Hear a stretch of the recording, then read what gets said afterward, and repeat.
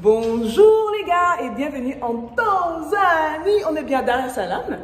Écoutez, je vais vous faire le tour de l'appartement où je reste d'habitude. Je vous parle parfois du confort en Afrique, mais beaucoup ne comprennent pas. Vous savez que parfois, le ghetto en Occident là-bas, c'est le confort ici. Maintenant, si vous êtes de la classe moyenne en Occident, c'est vraiment le confort. Si vous êtes de la classe qui a l'argent, c'est le super confort. Mais cet appartement-ci, franchement, tout le monde peut venir y rester. Mais en plus de ça, je vais partager avec vous une stratégie en immobilier que plusieurs d'entre vous peuvent explorer. Surtout ici en Tanzanie. Parce que les lois nous permettent de le faire de manière aisée. Entre-temps, on va faire le tour de l'appartement. Je ne sais pas si vous êtes prêts parce que je suis prête. Let's do this! Alors, bienvenue dans l'appartement où je reste d'habitude. Donc là, je viens d'entrer à la porte comme si j'entre dans l'appartement, mais voici la porte. Voilà. Et pas mal, du bois massif. Hein. C'est vraiment très beau. On commence là et on rentre comme ça. Donc, quand on est à ce niveau-ci, on a une porte à droite qui amène à la cuisine. Oui. Très grande, la cuisine très grande. Et ce que j'adore, c'est que il y a des gens qui peuvent venir cuisiner pour vous. Et j'ai des ménagères également, et des ménagers. Donc il y a des gens qui viennent nettoyer et des gens qui viennent cuisiner si tu n'as pas le temps de cuisiner. Voilà. Et les prix auxquels ils le font sont tellement bas, franchement. Là, c'est l'espace de la ménagère. Donc on va trouver les produits détergents, le balai, il y a les toilettes également secondaires si je ne me trompe pas. On va regarder, je peux regarder. Regardez ça, vous voyez. Donc tout ce dont ils ont besoin pour faire le ménage, c'est là. Et là, on arrive dans le salon. Waouh, regardez ça. Donc à droite ici, on a un espace bar. Pour ceux qui aiment bien boire là, vous serez servis. Verre de vin, normalement on met le vin ici en haut. Si par contre je dois recevoir des invités ou quoi que ce soit, je vais remplir ça. Si ces invités boivent, s'ils ne boivent pas, bon, il y a le frigidaire, on va mettre du jus. Un peu un piano. Bon, vous comprenez que quand vous voyez ce genre de détails, c'est pour un certain type de personne, une certaine classe de personnes. Ils ont mis cette chaise-ci et cette table. Je ne sais pas trop quoi dire. Je ne suis pas trop partante pour ça. Moi, je l'aurais mise sur le coin là. Pour que au moins la personne ait la vue. Parce que la vue est magnifique. Avec une table, la table juste devant. Ça te permet vraiment de cogiter, de réfléchir et de regarder autour de toi. Là, on arrive au salon.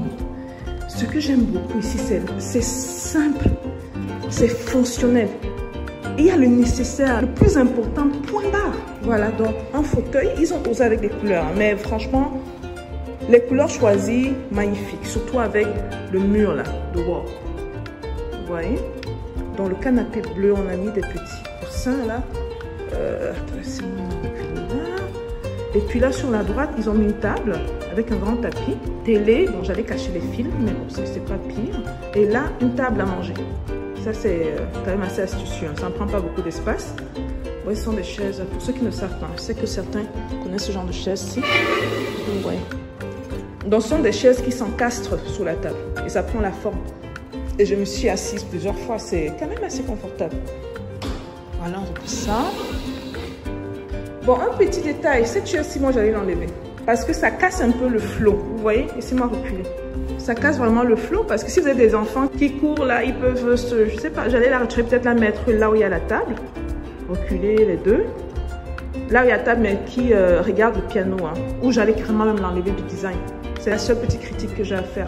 En plus, il y a un autre détail qui me frappe. Vous vous rappelez quand j'étais au Qatar, dans ma chambre du Qatar, je vous ai fait une remarque sur les high ceiling. Le high ceiling, c'est quoi? C'est la hauteur des murs. Vous voyez comment c'est haut? C'est pour ça que quand on entre, laissez-moi faire un plan intéressant que je n'ai pas souvent à faire avec ma caméra. Vous voyez?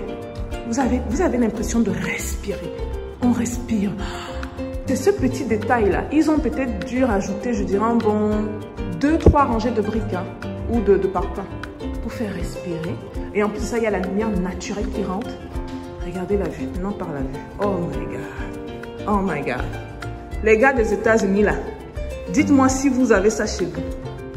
Dites-moi si vous regardez. Regardez ça.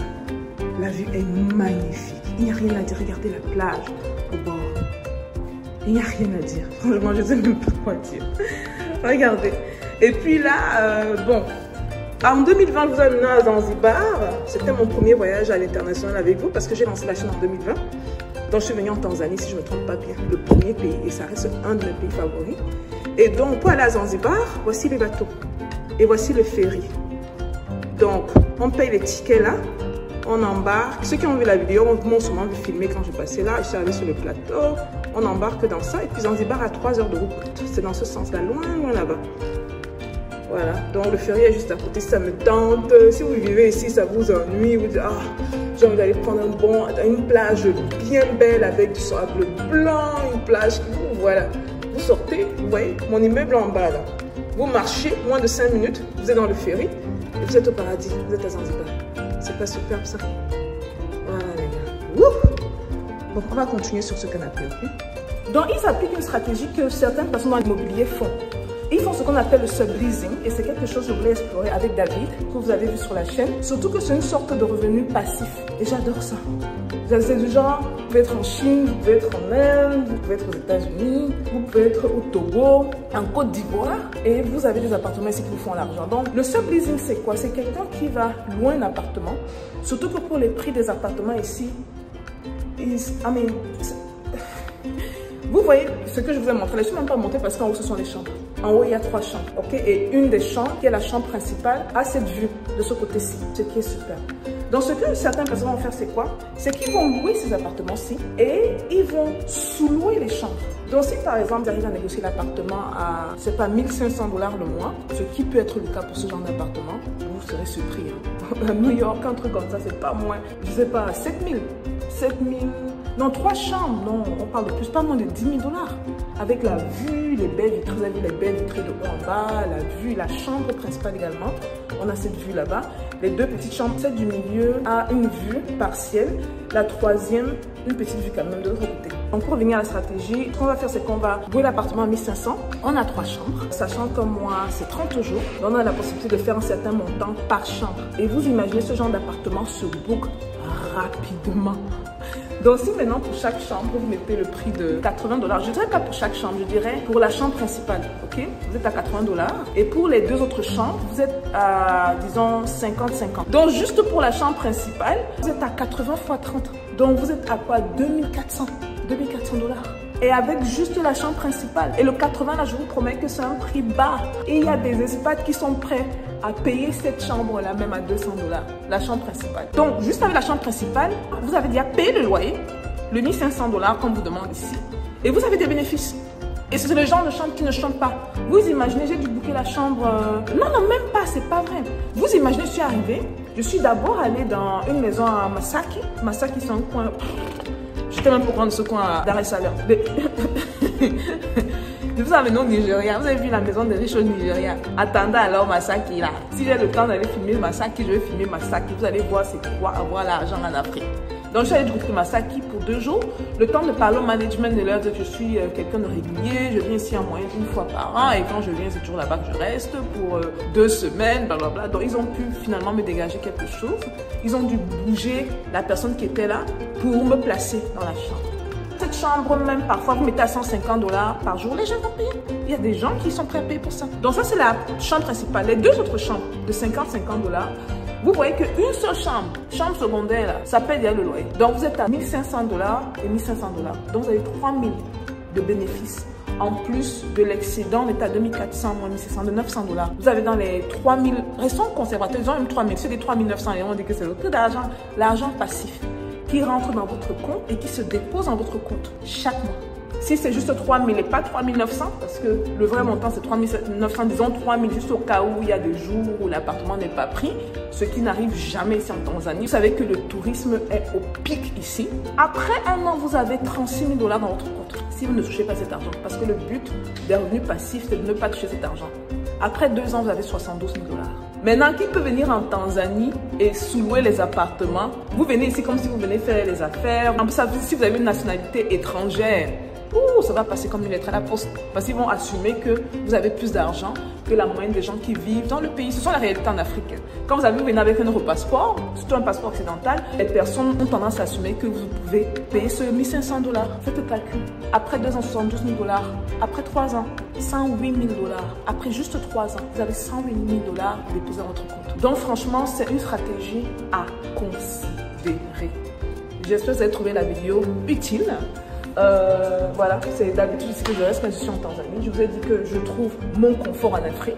Ça, c'est un parfait exemple. Vous voyez, on a une vue de ouf. On a une vue de ouf. Regardez la vidéo. Vous allez trouver ça où, hein? Vous allez voir ça où. Non seulement on a une vue de ouf, on a un confort de ouf ici. Rien à dire par rapport à cet appartement-ci. Là, je viens de mettre le climatiseur. Je l'ai mis à... Parce qu'il commence un peu à faire chaud dehors, 26, 27 degrés dehors. Là, je l'ai mis autour de 18, 19. Pour que ça tourne autour de 19, 20. Voilà. Et voilà la vidéo les gars. Mon séjour en Tanzanie continue. Et je vous amène dans mes aventures, non? Comme d'habitude. Dites-moi ce que vous pensez de la vidéo. Dites-moi même, est-ce que vous saviez que la Tanzanie était bien comme ça? Regardez vous-même. Est-ce que vous saviez? Est-ce que vous pouvez imaginer un peu même que la Tanzanie pouvait être bien comme ça? Hein? Je vous attends dans les commentaires comme d'habitude, ok? Peace out.